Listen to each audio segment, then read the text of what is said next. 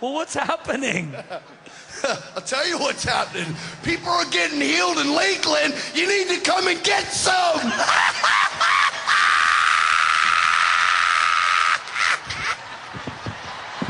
It's time for the Way of the Master Radio with Kirk Cameron, Ray Comfort, and Todd Friel. What you are about to hear is not funny.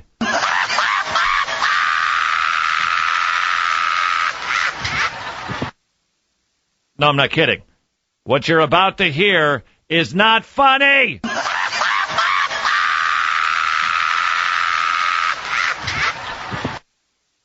This is Way of the Master Radio. That is the voice of the prophet. Oh, and he's getting bigger every single day out of Lakeland, Florida. They started out in a facility about nothing size, went to the convention center, 7,000 people. Now they have got a tent at the local municipal airport with 10,000 people showing up to listen to Todd Bentley get drunk in the spirit and supposedly heal people. Here's my first question for anybody who's interested in this type of supposed revival. If the whole idea is to get drunk in the spirit, now honestly, the last time you were around or you yourself were drunk, come on, did anybody even sound like this?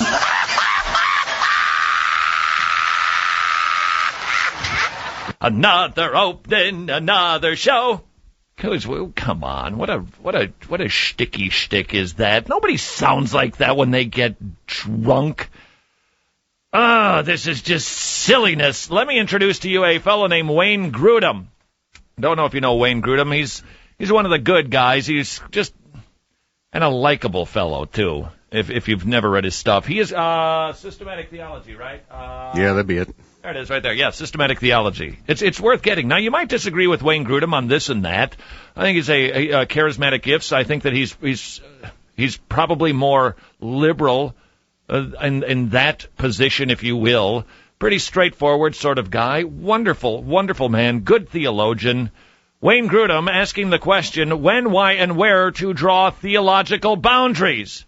Well, with all due respect to Mr. Grudem, here's the first line. Oh, it's before that, dude. It's got to be before that. Please tell me it's before that. Why draw boundaries at all? Numero uno, thank you, Mr. Grudem. False teaching harms the church.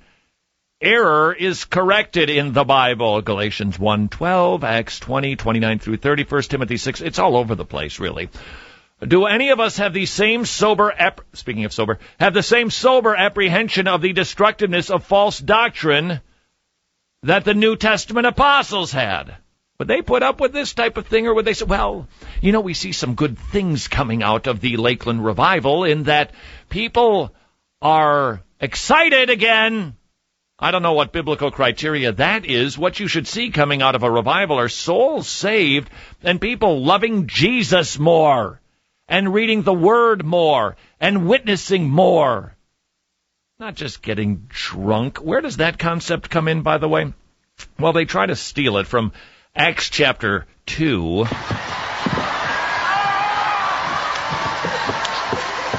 It's breaking out. Lord, get the whole place under the cloud. Let the whole place come under the cloud. Don't know what cloud that is. What Bible verse speaks of that? Tell him you want a glory cloud. No idea. Moses in the desert? Maybe. Now, if you're watching us now and you're watching, what's happening there? I can tell you. Shenanigans and false teaching. That's what's happening there. Acts chapter 2, here's the setting. It's Pentecost. There's thousands of Jews gathered, Matthew Henry said, to celebrate the law. It'd become kind of a perversion and of the celebration, but they were there to celebrate the law, so they were really familiar with the Ten Commandments. And the Holy Spirit fell upon them, and there was just radical conversion at the preaching that Peter delivered on that day, and they started speaking in foreign languages. And then the people watching it who didn't like this whole thing that was happening said, you guys are just drunk, is what you are. And Peter said, that's ludicrous. It's 9 o'clock in the morning. How could we possibly be drunk? And furthermore, it was an accusation, not that they were, there was nothing in the story that indicates they were screaming in laughter and being obnoxious and falling on the ground. That isn't even described. It was because of the languages. So, interestingly, the accusation of those people at that time was, we can't understand you. Todd Bentley and the gang, when they get drunk, we can still understand them. They're just slurring and laughing like nobody does when they really get drunk. Furthermore, I do believe it was the Apostle Paul who said, is it Ephesians 2, I think? Don't get drunk. Instead, so what's the admonition there? Don't get drunk. Don't act because you'll be out of control and you will not think clearly. But instead, opposite, be filled with the Spirit. Now, it's either that you should be drunk or be filled with the Spirit versus alcohol. The admonition is don't get drunk. Why would then Paul go on to say, don't get drunk on wine, get bombed on the Spirit? Makes no sense whatsoever. Don't do that. Instead, be filled with the Spirit. Wow, could these people have used a copy of Herman Who available at wayofthemasterradio.com? We're drinking the glory of God. I don't even know what. It involves drinking.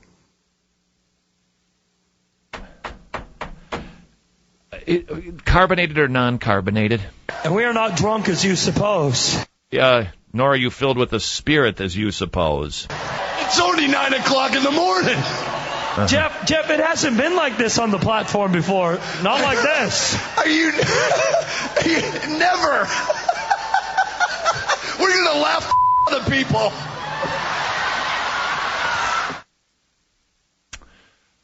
When, where, why to draw theological boundaries. Why? False teaching spreads. False teaching causes controversy and it distracts. And in this particular case, it happens to be extremely embarrassing. Stop. And Jesus holds us responsible for this because he tells us to guard the truth that was given once for all time, to take care of it, to rebuke those who teach falsely because people go to hell because of it. Wait a second. This won't be wrecking it. Rick, do you happen to have that thingy? What was that guy's name from Great Britain? Do you have that by any chance? The thing that we were talking about, Martin? Mark Havel? Yeah, do you have that document? Do you know where that thing is? Could you try to get your hands on that? Don't use any words. I'll just keep asking questions until you finally speak up. I'll see what I can do. Thank you. So this guy... I hate when he nods his head. Used to... Yeah, really. Listen, you theological geek. Use the microphone! Hey, Rick? Rick? Yes. Oh, there you are right there. Hi. I said that in love. Yes. Did you find it? You have it. Oh, well, where is it? I don't know. I'm telling you, we got too much stuff. No, it's out on that desk over. Oh, maybe it's in that stack. You could try that one, or it's out on that desk over there. There was a fellow who used to be into this in Great Britain. Mark Havel is his name, and he started looking at what he was doing, the getting drunk in the Spirit and having people fall down and slaying them, and he started asking some questions.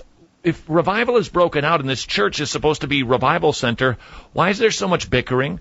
Why are there so many people who are calling themselves Christians but they're not acting like it when they're supposedly so filled and drunk on the Spirit? And you know what he started to do? Read the Bible.